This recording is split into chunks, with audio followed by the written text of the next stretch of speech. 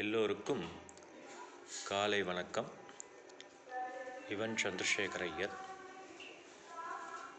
எனது யோகக்ஷேத்ரா சேனல் தங்களுக்கு பிடித்திருந்தால் தாங்கள் சப்ஸ்கிரைப் செய்யவும், லைக் செய்யவும், ஷேர் செய்யவும்.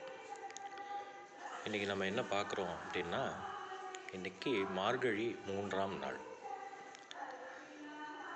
மார்கழி 3ஆம் நாளின் சிறப்பு என்ன அப்படின்னா,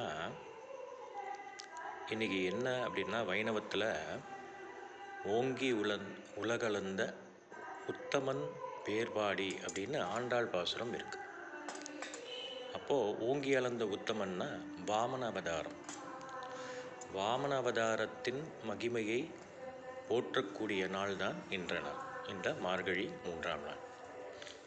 பெரிய கோயிலெல்லாம் பார்த்தோம்னா ஸ்ரீரங்கம் தான் வைணவத்தலத்தின் 108 தலகத்தின் முதன்மையான தலம். அந்த தலத்தில் பார்த்தோம்னா பெருமாள் இன்னைக்கு வாமன அவதாரத்தில் வீதி உலா வருவார். உற்சவரை அலங்காரம் பண்ணி வாமன அவதாரத்தில் அவள் எடுத்துகிட்டு வருவாள் வீதி உலாவா.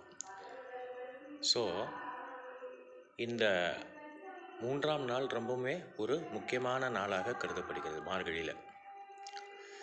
அதே மாதிரி பெண்கள் பார்த்தோம்னா இந்த ஆண்டாளின் திருப்பாவை திருவெம்பாவை எல்லாம் பாடி பெருமாளை பிரார்த்தனை பண்ணிக்கணும். அதை தவிர இந்த கல்யாணம் ஆகாத பெண்கள் எல்லாம் பார்த்தோம்னா இந்த பாவை நோன்புன்னு சொல்லுவாள். இந்த பாவை நோன்பு சிறந்த கணவர் தனக்கு அமையணும் அப்படின்ட்டு போட்டின்ட்டு விரதம் இருந்து பெருமாளை வழிபடக்கூடிய உத்தமமான ஒரு நாள் தான் இந்த நாள்.